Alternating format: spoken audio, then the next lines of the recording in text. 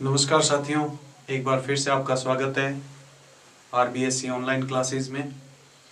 Last class में अपन ने कारक की शुरुआत की थी। कई बच्चों की डिमांड आ रही थी कि सर कारक करवाओ, क्योंकि कारक एक बड़ा टॉपिक भी है। कारक पर अनुवाद प्रकरण भी निर्भर करता है, क्योंकि अनुवाद प्रकरण के अंदर ऐसे ऐसे सेंटेंस आते हैं जिसमें विभक्तियों का प्रयोग करना पड़ता है। मैंने इसीलिए अनुवाद प्रकरण पहले करवा दिया ताकि अब कारक करवाऊं तो उसके जस्ट बाद में उसके एग्जाम्पल समझो अनुवाद प्रकरण के, तो आपको इजीली समझ में आता रहे। तो अपन ने कारक करवाया। मैंने आपको कारक का आधारशिला आपको बताई, विभक्तियों की पहचान। मेरे हिसाब से अगर आपने उसको याद करा है और आपने अगर बुक के या पासबुक के एग्जाम्पल देखे होंगे तो लगभग 90% 95% एग्जाम्पल अपने उसी विभक्तियों की पहचान के अकॉर्डिंग हो रहे हैं। तो उससे क्या है कि आपको हेल्प मिल जाती है आधा नंबर अपने को बढ़ाने में। और रही आधे नंबर की बात, तो आधा नंबर अपन इजीली, जिस तरह से मैं आपको कारण समझा रहा हूं, आप थोड़ा सा वीडियो को ध्यान से देखें, आराम से आपको समझ में आएगा। तो फर्स्ट वीडियो के अंदर अभी कारक के अपने आपको मैंने बताई एक तालिका के माध्यम से कि 7 कारक होते हैं, जिसमें से मुख्य 6 कारक है, एक संबंध कारक होता है। उसके मैंने आपको, ताकि आपको हिंदी में भी हेल्प मिले, तो मैंने उस कारक की चिन्ह भी आपको बता दिए। 7 कारक हैं। उसके बाद मैंने आपको बताई विभक्तियों की पहचान, और उसके बाद अपन ने स्टार्ट किया था कर्ता कारक। कर्ता कारक प्रथमा विभक्ति लगती है, वो मैंने आपको कंप्लीट करा दिया था। उसके बाद अपन ने स्टार्ट करा सेकंड कारक कर्म कारक। कर्म कारक प्रारंभ किया था। कर्म कारक में विभक्ति लगती है द्वितीय। द्वितीय विभक्ति कर्म कारक। उसके मैंने आपको 3 पॉइंट लास्ट क्लास में करवाए थे। तीनों पॉइंट एक बार रिवाइज करवा देता हूं ताकि पूरा टॉपिक, पूरा कारक कनेक्ट हो जाए। पहला पॉइंट मैंने आपको समझाया कि, और देखिए कोई भी कारक कराऊं उसका जो फर्स्ट पॉइंट है उसको आप अच्छे समझिए, क्योंकि अनुवाद प्रकरण के अंदर मुख्यतः वही फर्स्ट पॉइंट काम आता है। क्योंकि फर्स्ट पॉइंट क्या होता है? फर्स्ट पॉइंट होता है उसी कारक से संबंधित। करण कारक करोगे तो पहले पॉइंट में करण कारक को समझाया होगा, कर्म कारक करोगे तो पहले कर्म कारक को समझाया होगा। तो अपन ने फर्स्ट पॉइंट ये करा कि कर्ता अपनी क्रिया में जिसको सर्वाधिक चाहता है, कर्ता अपनी क्रिया के द्वारा जिसको सर्वाधिक चाहता है उसकी कर्म संज्ञा होती है, और कर्म में द्वितीय विभक्ति लगती है। जैसे मैंने आपको एग्जाम्पल समझाया, साधु तपस्याम करोति। मैंने क्या लिखा? कर्ता अपनी क्रिया में जिसको सर्वाधिक चाहता। अब देखिए इसके अंदर कर्ता क्या है? साधु, और करोति होगी क्रिया। साधु तपस्या कर रहा है, ठीक है। साधु हो गया कर्ता, करोति होगी क्रिया। क्या करना चाह रहा है? क्या कर रहा है? तपस्या कर रहा है। तो इस क्रिया का फल किसके ऊपर पड़ रहा है? कर्म के ऊपर, इस तपस्याम के ऊपर। तो क्रिया का फल जिसके ऊपर पड़े वो कहलाता है कर्म कारक। तो यहां पर देखिए साधु कर्ता हो गया, करना क्रिया होगी। क्या करना चाहता है? तपस्या, तो तपस्या करना उसका क्या हो गया? कर्म हो गया। और कर्म के अंदर विभक्ति लगती है द्वितीय। तो आप क्या कारण लिखोगे कि द्वितीय विभक्ति है? क्यों है? क्योंकि ये कर्म कारक है। अब देखो इसकी पहचान भी आप देख लो, अंत में हलंत म आया हुआ है। हलंत म किसकी पहचान बताई मैंने आपको? द्वितीय विभक्ति की। फिर दूसरा मैंने आपको पॉइंट करवाया 16 धातुएं। अब वो 16 धातुएं अगर आपको याद हो, दूह, पच, दंड, रुद्र, प्रक्ष, ची, ब्रू, सास, मत, मुष, नी, ह्र, कृश, वह। इन 16 धातुओं के अंदर प्रयोग होता है द्वितीय विभक्ति का। अब आपको मूल धातु अगर आपको याद है, जिस सेंटेंस में आ जाए आप बिना सोचे एक ही विभक्ति लगाओगे द्वितीय, क्योंकि इन 16 धातुओं का एकमात्र। एक चीज और ध्यान रखना कि कारक का एक भी नियम एक कारक से दूसरे कारक में रिपीट नहीं होता। तो ये इसका एक प्लस पॉइंट है। जैसे 16 धातुएं सिर्फ द्वितीय विभक्ति में प्रयोग होती है, तो सिर्फ द्वितीय के अंदर ही प्रयुक्त होगी। फिर तीसरा मैंने आपको पॉइंट लिखवाया कि अधि उपसर्ग हो और उसके साथ यदि सिंह, स्था और आर्ष धातु आ जाए। क्या होना चाहिए? अधि उपसर्ग हो। उपसर्ग का प्रयोग धातु से पहले किया जाता है। अधि उपसर्ग आ जाए और उसके साथ में 3 धातुएं आ जाए, सिंह, स्था और आर्ष धातु आ जाए, तो उसके अंदर हमेशा द्वितीय विभक्ति का प्रयोग होगा। मैं आपको इनके तीनों के रूप जैसे सेंटेंस में चलेंगे। सिंह का रूप चलेगा शेते से, स्था का रूप चलेगा तिष्ठति से और आश का रूप चलेगा आस्ते से। तो ये 3 धातुएं अगर अधि उपसर्ग के साथ आ जाती है तो अपन उसमें प्रयोग करेंगे द्वितीय विभक्ति का। तो ये 3 पॉइंट आपके पहले के समझाए हुए। अब चौथा पॉइंट अपन स्टार्ट करते हैं। चौथा पॉइंट ये कहता है, अब यही उपसर्ग और धातुओं से संबंधित 3 पॉइंट लगातार आपके आएंगे। चौथा पॉइंट ये कहता है, अब से ध्यान से समझना क्योंकि 3 पॉइंट आपको पहले के समझाए हुए, एक बार रिपीट हो गया तो पूरा कर्म कारक एक दूसरे से जुड़ गया, पिछला वीडियो और ये वीडियो जुड़ जाएगा। चौथा पॉइंट ये कहता है कि अभी अपन ने पढ़ा उपसर्ग एक 3 धातुएं थी। अब देखिए ये कह रहा है उप, अनु, अधि और आंग उपसर्ग हो। 4 उपसर्ग है, उप, अनु, अधि और आंग उपसर्ग हो और उसके साथ यदि कहीं पर वर्ष धातु आ जाए। 4 उपसर्ग है, उप, अनु, अधि और आंग, उसके साथ यदि कहीं पर वर्ष धातु आ जाए तो उसमें हमेशा विभक्ति लगेगी द्वितीय। ठीक है, और वर्ष धातु आपने पढ़ रखी है आराम से, वस्ति, वस्तः, वसंती, ये रूप चलता है। तो एक वचन में इसका वस्ति प्रयोग होगा, जैसे सुरेशः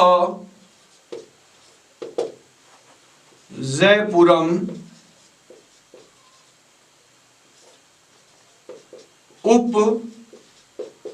उपवस्ति। सेंटेंस आ गया सुरेशः जयपुरम उपवस्ति।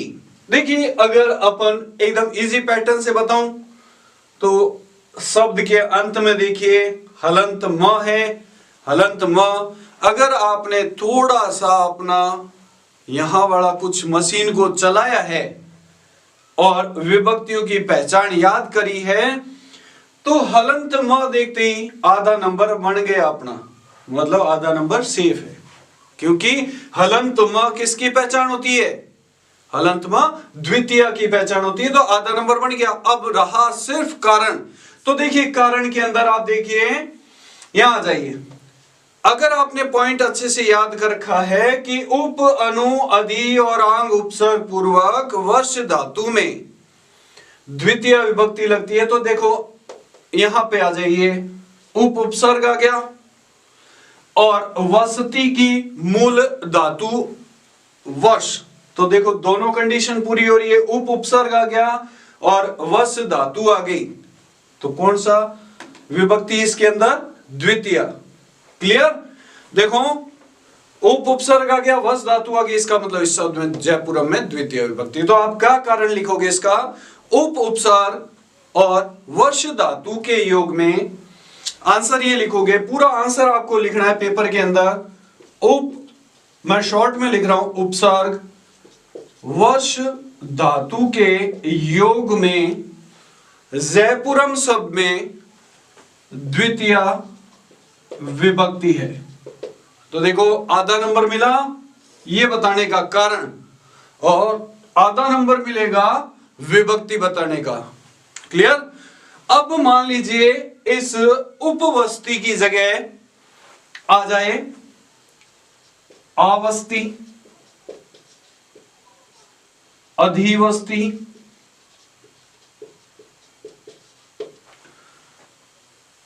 अनुवस्ती।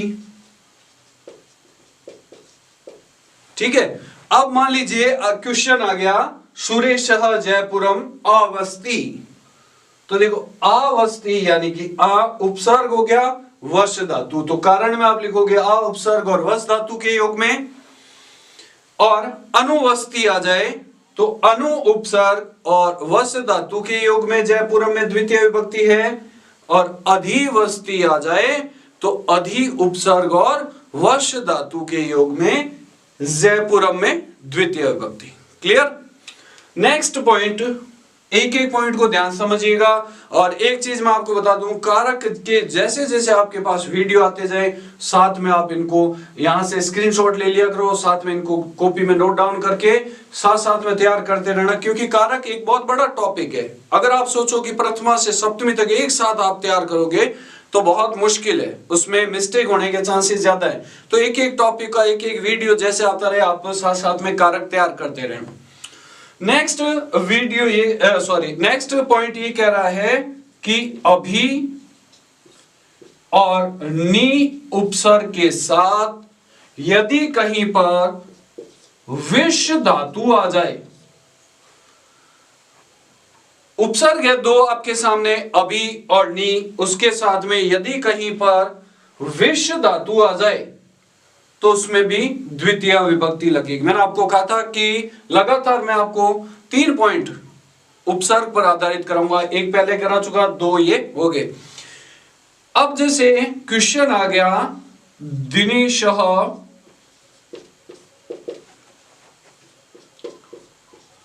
ग्रामम अभिनिविष्टे।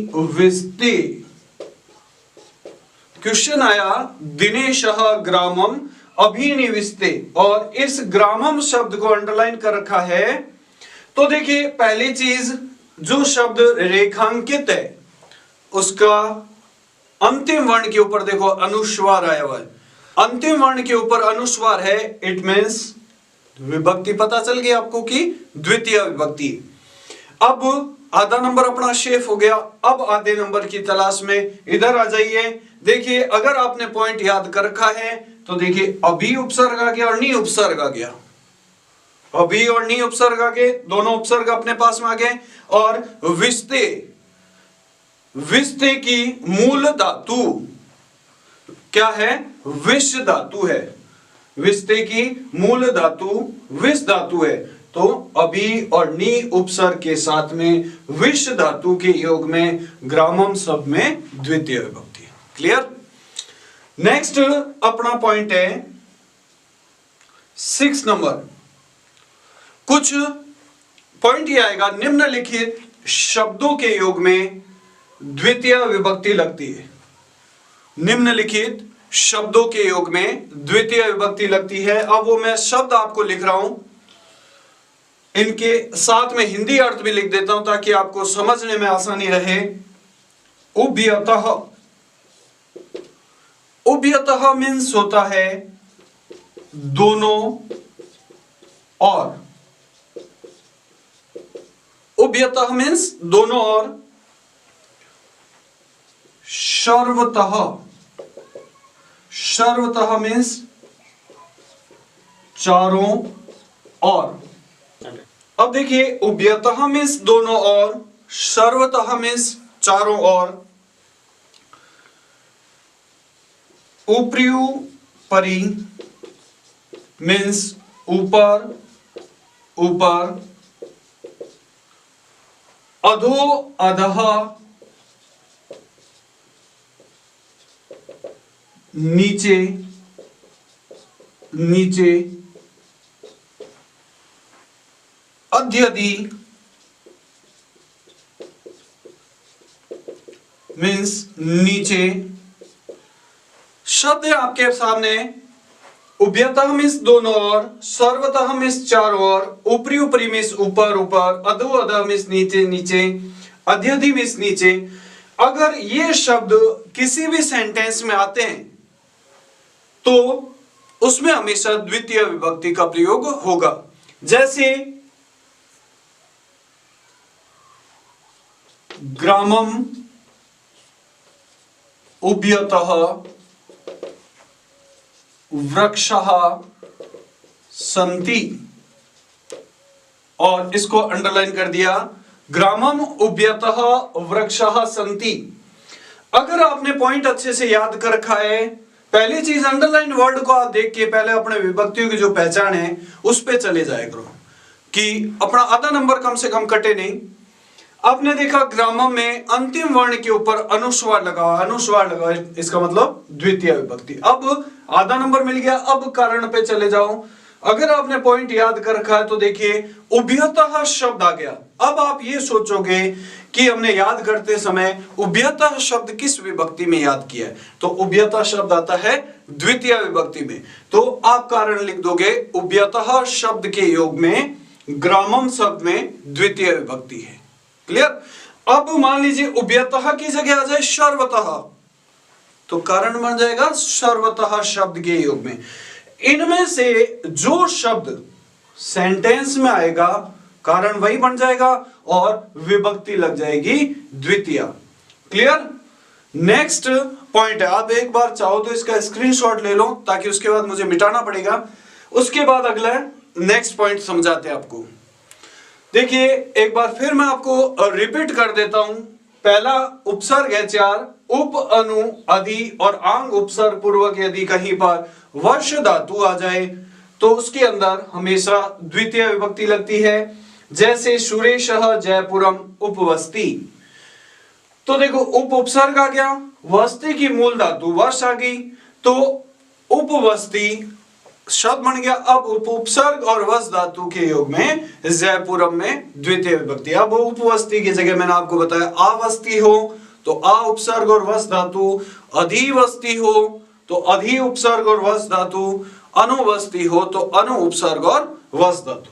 फिर नेक्स्ट पॉइंट ये कहता है कि अभी और नी उपसर्ग के साथ में यदि कहीं पर विश धातु आ जाए तो उसमें भी द्वितीय विभक्ति लगती है। दिनेशः ग्रामम अभिनिविष्टे। ठीक है। अब देखो पहली चीज, अब मेरे हिसाब से विभक्ति पहचानने में आपको कोई दिक्कत नहीं होनी चाहिए। अब देखो अभी उपसर्ग आ गया, नी उपसर्ग आ गया, तो पहली कंडीशन क्लियर हो गई कि दो उपसर्ग आ गए जो अपने को चाहिए। उसके बाद में विस्ते की मूल धातु क्या होगी, विस, तो अभी और नी उपसर्ग के साथ विश धातु के योग में ग्रामम शब्द में द्वितीय विभक्ति। फिर मैंने आपको लिखा निम्नलिखित शब्दों के योग में द्वितीय विभक्ति लगती है। अब देखिए मैंने आपके सामने लिखा उभयतः, सर्वतः, उपरि उपरि, अधो अधः, अध्यधि। इन शब्दों के योग में भी अपने द्वितीय विभक्ति लगती है। नेक्स्ट जो पॉइंट है वो भी ये कहता है कि निम्नलिखित शब्दों के योग में द्वितीय विभक्ति लगती है। बहुत इंपॉर्टेंट पॉइंट है ये, बहुत बार पेपरों में इसमें से प्रश्न पूछा जाता है जो अब मैं आपको समझा रहा हूं। अभी मैंने आपको दो शब्द बताए, देखो इसमें से आप उभयतः और सर्वतः ये अंडरलाइन कर लीजिएगा क्योंकि ये इंपॉर्टेंट वर्ड है, इनके आधार पर कई बार प्रश्न पूछे गए। अब देखिए नेक्स्ट आपको मैंने लिखाया कि निम्नलिखित शब्दों के योग में द्वितीय विभक्ति लगती है। अब छठे पॉइंट के अंदर छठा नहीं, सातवां पॉइंट हो गया। तो अब देखिए नेक्स्ट सातवें पॉइंट के शब्द है अभितः और उभयतः। दोनों का मीन्स होता है दोनों और। फिर परितः मीन्स चारों और, अभितः मीन्स दोनों और, परितः मीन्स चारों और। फिर नेक्स्ट समय मीन्स पास में।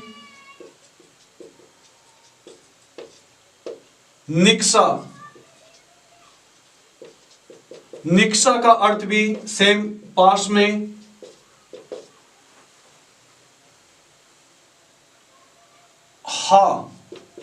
हा मतलब शोकार्थक, जहां पर दुख की बात आ जाए, शोकार्थक मतलब शोक के अर्थ में, दुख के अर्थ में। और प्रति, प्रति का अर्थ होता है दिशा बताने के लिए, की और। प्रति का अर्थ होता है दिशा बताने के लिए। शब्द है अपने पास में अभितः मिस दोनों ओर, परितः मिस चारों ओर, समया मिस पास में, निक्सा मिस पास में। हा का अर्थ होता है शोकार्थक, शोकार्थ मतलब दुख प्रकट करने के लिए, और प्रति मिस की ओर। जैसे क्वेश्चन आ गया, बालकः विद्यालयं प्रति गच्छति। प्रति का अर्थ होता है, मैंने आपको बताया, दिशा संकेतवाचक है। अब देखिए जैसे ये सेंटेंस आ गया और आपको बताना है इसमें विभक्ति और उसका कारण। अगर अपन जाए अपने पहचान के अनुसार तो देखो अंतिम वर्ण है य के ऊपर लगा हुआ है अनुस्वार, तो अंतिम वर्ण के ऊपर अनुस्वार किस विभक्ति में लगता है? द्वितीय विभक्ति में। तो क्लियर, विभक्ति अपने पता चल गई। और उसके बाद इसके जस्ट बाद में आ जाए 99% जो रेखांकित शब्द होगा कारण जस्ट उसके आगे वाले शब्द में छिपा होता है। विद्यालयम के बाद आया प्रति। आपने पॉइंट याद कर रखा है कि प्रति शब्द द्वितीय विभक्ति में आता है, तो क्लियर हो गया कि प्रति शब्द आ गया, इसका मतलब इस विद्यालयम शब्द में द्वितीय विभक्ति है। तो आप इसका कारण क्या लिखोगे? प्रति शब्द के योग में विद्यालयम शब्द में द्वितीय विभक्ति है। क्लियर ये पॉइंट? अब मान लीजिए क्वेश्चन आ जाए, देवालयम परितः नद्यः अस्ति। देवालयम परितः नद्यः और अस्ति की जगह आएगा सन्ति, क्योंकि बहुवचन शब्द आ गया। देवालयम परितः नद्यः सन्ति। पॉइंट में जाओ, यह देखते ही आपको क्या पता चला? यह के ऊपर अनुस्वार है, इसका मतलब इसमें विभक्ति है अपनी द्वितीय। क्लियर? अब आ गया देखो, जस्ट मैंने आपको कहा उसके आगे वाले शब्द पे आ जाया करो। रेखांकित शब्द के परितः शब्द है, तो परितः शब्द आपने देखा होगा किस शब्द में, किस विभक्ति में अपन ने याद करा? अभितः परितः। तो परितः शब्द आता है द्वितीय विभक्ति में, तो परितः शब्द के योग में देवालयम में द्वितीय विभक्ति है। कारण परितः शब्द के योग में आधा नंबर, देवालयम शब्द में द्वितीय विभक्ति है आधा नंबर। क्लियर? तो ये आपका पॉइंट हो गया। उसके बाद में एक बहुत ही इंपॉर्टेंट पॉइंट आपको समझा रहा हूं, बहुत ही इंपॉर्टेंट पॉइंट है ये। कालवाचक और मार्गवाचक, कालवाचक और मार्गवाचक शब्दों के योग में द्वितीय विभक्ति होगी। काल का मतलब होता है समय, जहां पर समय की बात हो। जैसे राम 5 बजे से पढ़ रहा है, वह महीने भर से पढ़ रहा है। तो इसमें देखो 5 बजे, महीना भर किसके वाचक हो गए? समय के। जहां पर काल की यानी कि समय की बात होगी उसमें हमेशा द्वितीय विभक्ति का प्रयोग होगा। मार्गवाचक, जैसे आप रास्ते में जा रहे हो, कोई व्यक्ति मिला कि भाई ये रास्ता किधर जाता है, आपने कहा कि ये रास्ता जयपुर की ओर जाता है, तो इसमें किसकी बात होगी? मार्ग की बात होगी। तो जहां पर मार्ग की बात हो उसमें भी द्वितीय विभक्ति लगेगी। पॉइंट है अपना, देखिए जैसे रमेशः मासम अधीते। पॉइंट है रमेशः मासम अधीते, रमेश महीने भर से अधीते में ज्ञान ग्रहण कर रहा है। तो महीना भर किसका वाचक हो गया? समय का, काल का। तो देखो इसमें अगर अपन विभक्ति की पहचान के अकॉर्डिंग देखें तो अंत में हलंत म आया हुआ है, तो इसका मतलब कौन सी विभक्ति होगी? द्वितीय विभक्ति। अब अपने को कारण भी ढूंढना है, तो रमेश महीने भर से ज्ञान ग्रहण कर रहा है, तो महीना भर होता है काल का वाचक, यानी कि तो अब इसके अंदर आप कारण क्या लिखोगे कि कालवाचक शब्द के योग में मासम शब्द में द्वितीय विभक्ति। क्लियर? फिर मान लीजिए क्वेश्चन आ गया, इयम नदी क्रोशम कुटिला अस्ति। क्वेश्चन है, इयम नदी क्रोशम कुटिला अस्ति। यह नदी, क्रोशम मतलब कोश भर तक, कुटिला में टेढ़ी मेढ़ी है। कोश किसका वाचक होता है? एक कोश 3 किलोमीटर का, एक कोश में 3 किलोमीटर होते हैं, तो कोश किसका वाचक हो गया? मार्ग का वाचक हो गया। तो यह नदी कोश भर तक क्या है? टेढ़ी मेढ़ी है, तो मार्गवाचक शब्द आ गया। तो मार्गवाचक शब्द में कौन सी विभक्ति लगाते हैं? द्वितीय विभक्ति। पॉइंट के अनुसार अगर पहचान के अकॉर्डिंग देखो तो भी देख लो, अंतिम वर्ण श के ऊपर लगा हुआ है अनुस्वार, तो ये हो गया आपके द्वितीय विभक्ति। तो ये आपके देखिए कंप्लीट हो गया, कर्म कारक कंप्लीट हो गया। 8 पॉइंट है। 8 पॉइंट, पहला, कर्ता अपनी क्रिया में जिसको सर्वाधिक चाहता है उसकी कर्म संज्ञा होती है और कर्म में द्वितीय विभक्ति। फिर 16 धातुएं, वो मैंने आपको बता दी, गाने की तरह बना लो उसको, दुहु याच पच दंड, है ना, तो वो इस तरह से याद हो जाएगी। फिर उपसर्ग बताए मैंने आपको कि उप उपसर्ग, उप, अनु, अधि और आ उपसर्ग के साथ यदि वश धातु आ जाए तो द्वितीय विभक्ति होती है। फिर अधि उपसर्ग हो और उसके साथ सिंह, स्था और आस धातुएं आ जाए तो द्वितीय विभक्ति होती है। फिर अभि और नी उपसर्ग के साथ यदि विष धातु आ जाए तो द्वितीय विभक्ति होती है। फिर मैंने आपको कुछ शब्द बताए, उभयतः, सर्वतः, ऊपरी ऊपरी, अधो अधः, अद्यदि, इन शब्दों के योग में भी द्वितीय विभक्ति लगती है। फिर मैंने आपको शब्द बताया, अभितः, परितः, सर्वतः, सॉरी वो उसमें आ गया अभिता, परिता, शम्या, निक्षा, हा, प्रति, इन शब्दों के योग में भी द्वितीय विभक्ति लगती है। और अंतिम पॉइंट है कि कालवाचक और मार्गवाचक शब्दों के योग में द्वितीय विभक्ति लगती है। तो मेरे हिसाब से इस पॉइंट को समझने में आपको बहुत हेल्प मिलेगी। एक बार आप अच्छे से इसको वापस तैयार कीजिए, बुक में आपके एग्जाम्पल दिए हुए हैं उनको और सॉल्व कीजिए, क्योंकि मैं बार बार एक ही चीज समझा रहा हूं, व्याकरण का आपको कोई भी टॉपिक क्लियर करना है, जितने आप खुद एग्जाम्पल सॉल्व करोगे उतनी ही ज्यादा क्लियर होगी। तो वीडियो कैसा लगा कमेंट में जरूर बताएं, कोई भी डाउट हो जरूर पूछें।